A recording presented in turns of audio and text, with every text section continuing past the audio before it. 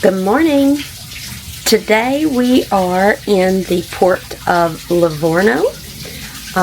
We are doing a independent excursion, so not through Norwegian, and it's basically an on your own tour that's going to take us to two stops. Florence, I'm not for sure how much time we'll get there, and then we're going over to Pisa. So of course I feel like if you're here, you have to see the Leaning Tower of Pisa. And so the tour, it's not like a tour guide, so Tom is thankful for that. It's more just basically a driver going to take us. Sorry, I have my make brush still getting ready. It's basically just a driver dropping us off. I'm sure they would give us tips if we ask for it, but it's not going to be like a walking tour where we have to listen to somebody talk all day, which really isn't our style anyways. I know I did this with the river cruise video, so I'll do this as well as far as like showing you the view outside our balcony. It's not much, so yeah. But hold on just a second. It's definitely a working pier. Not much to see, but I'm sure as soon as we get out into the cities, it will be wonderful.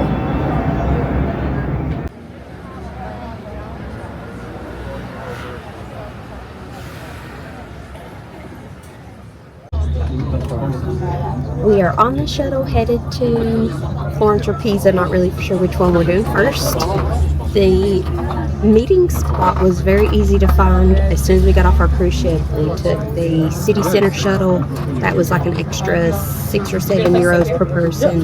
But then as soon as we stepped off that shuttle, they were here in green shirts telling us where to go. So that was really nice.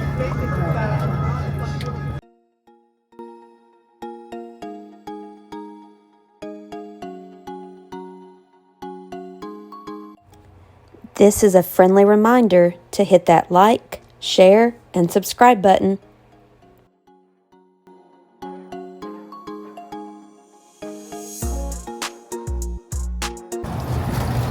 Our tour bus just dropped us off in Florence. While we were on the bus, he gave us a map of the town. It was very convenient because it has like a little QR code that you can scan that will pull up maps on your phone to show you the meeting spot to come back to. The guide on the bus probably did about a 10-minute overview of like places to see, and then he did offer for €5 extra if you wanted to do like a walking tour with him. Again, that's not our thing, so we took the map and now we're out on our own. We've got a walking plan ready to go, so we are headed to the bridge first.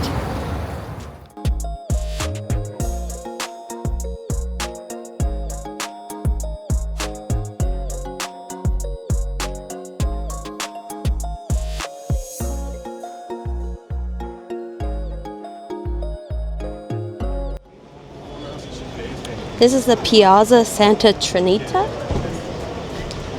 It's named after the Church of Santa Trinita on the west side of the square.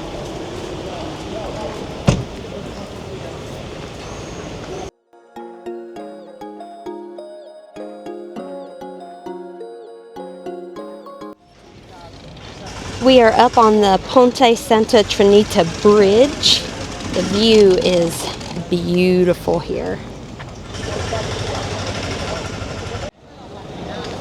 Here is the famous Ponte Vecchio bridge. I'm sure I'm not pronouncing that correctly, but some days I wonder if I even speak English. As you can tell, it's definitely crowded here today.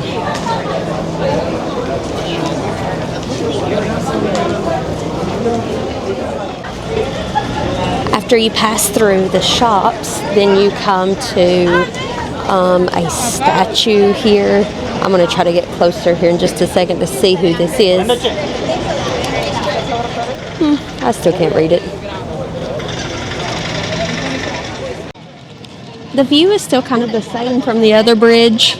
I don't really know if it's worth coming to both. Oh yeah. Most definitely. This has all the shops. We don't like to shop. On it. Oh, we're not shoppers, but the fact that there are shops on a bridge is pretty unique. That is, yeah, I hadn't thought of that. True that. So now we're headed to Palazzo Vecchio. It was another stop on our map.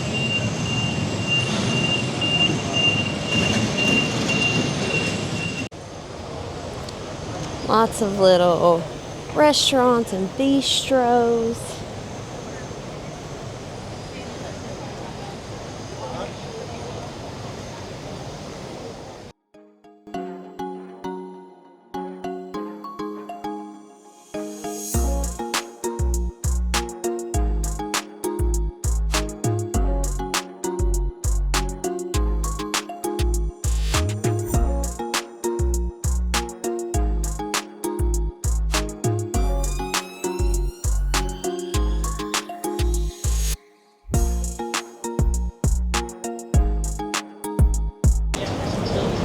This is the church Orson Michel.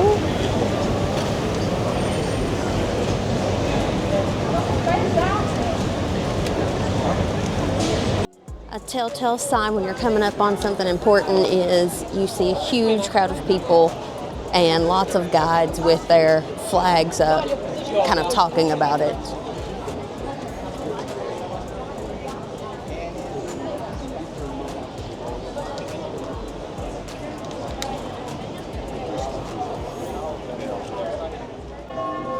I'm hoping you can hear this in the video, but the cathedral bells are going off.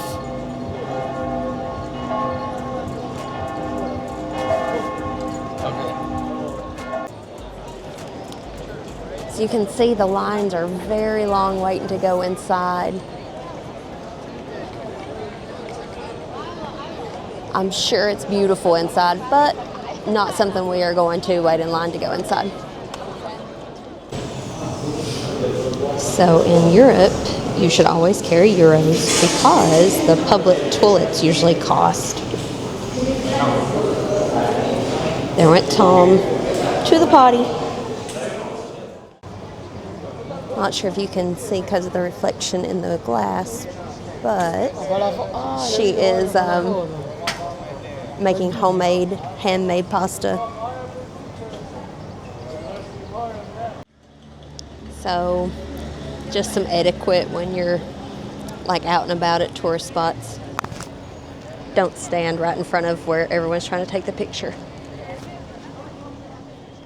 We're coming into the market area. This is really a spot that I wanted to see. They said it was really good for wine stops. Restaurants, wine shop, and as you can see, the building is huge.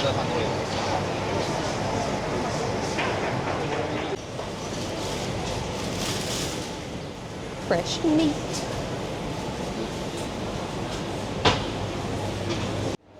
We stopped at a little cafe inside the market. They had a display case over there, but they also have tables inside, so we sat down. It looks like their prices are really good as far as like lasagna is $8, €9.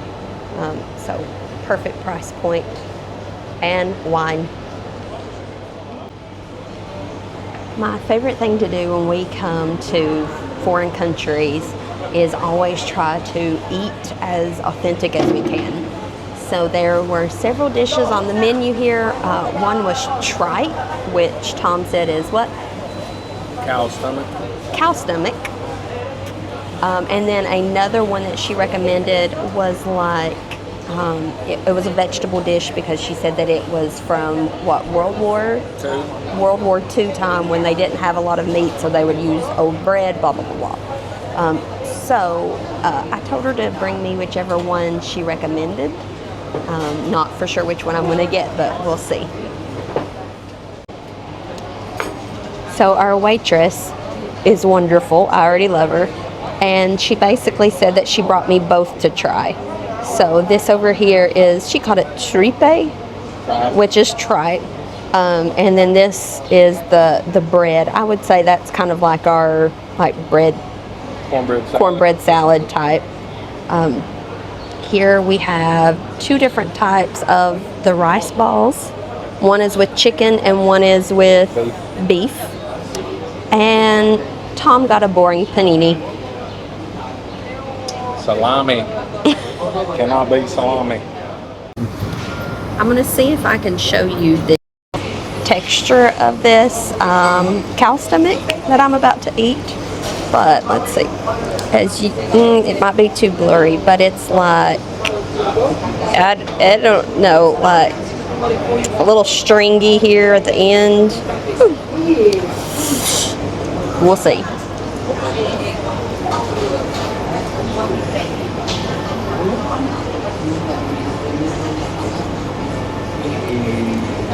It's not bad at all.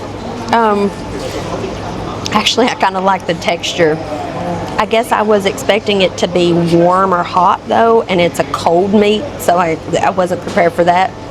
But the taste is good. Now let's try this bread.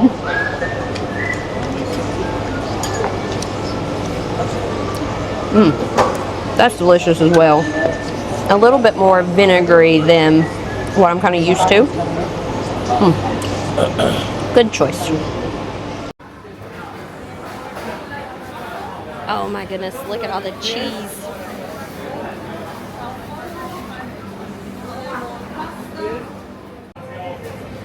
Tom was able to find the fish market inside the little market area. He says it smells pretty bad. I've not had the smell really since COVID, so I just kind of followed his lead, but there's all kinds of like seafood, fish, crab, shrimps, I mean anything you would want.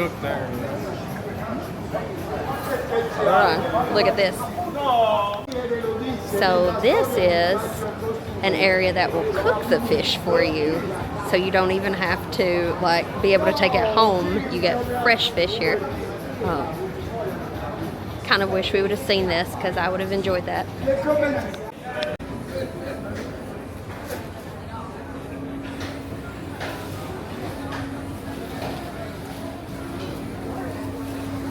This kind of reminds me of Budapest.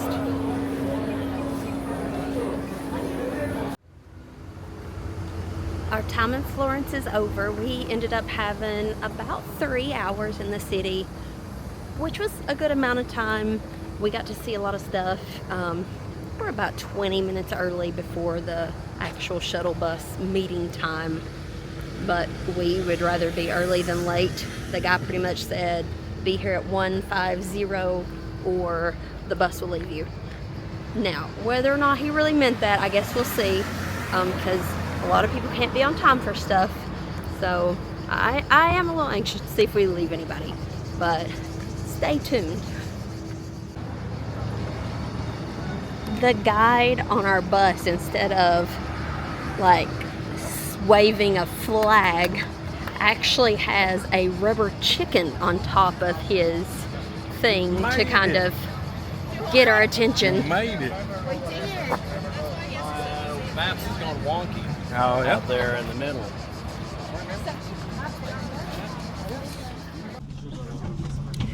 We made it back to the bus.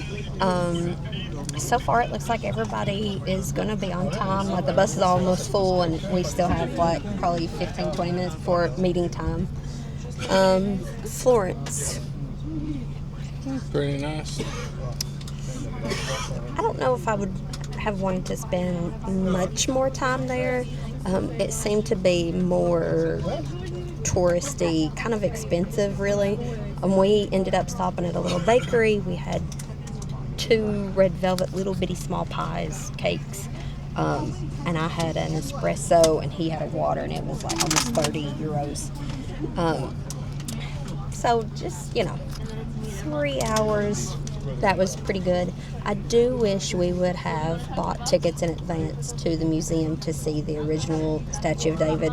That sounded interesting to me, but it was sold out all the way through July by the time I checked on it.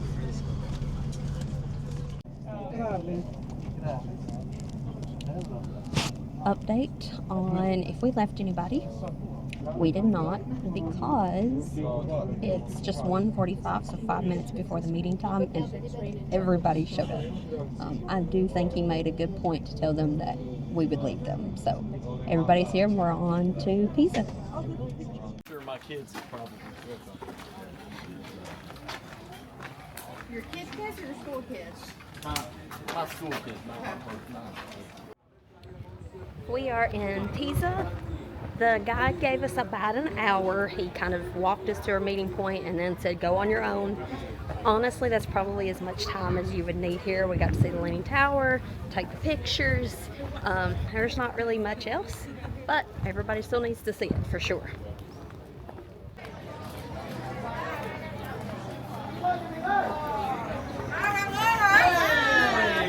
Hey! Man, it's pretty far off plum in it.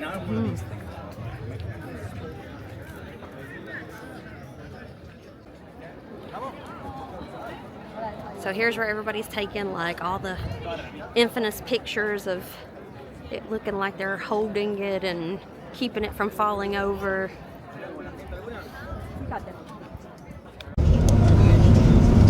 We are on the bus back to the ship from Pisa. It's only about a 30-minute drive, so we'll be back by about 6 o'clock, and I don't think onboard time was till about 8. What did you think about the trip? It was a good trip, good to see it. The Leaning Tower and Florence was pretty cool. Bus is hot. The bus is hot. Could work on, maybe have better air conditioning on the bus, but it was a fun trip. And if you're gonna, go see it, I guess there is a price to pay. So, the price today was hot bus, hot outside. Yes, very hot outside. I would suggest, if your schedule would allow, to do this trip more toward fall time. It is very hot, but still worth it.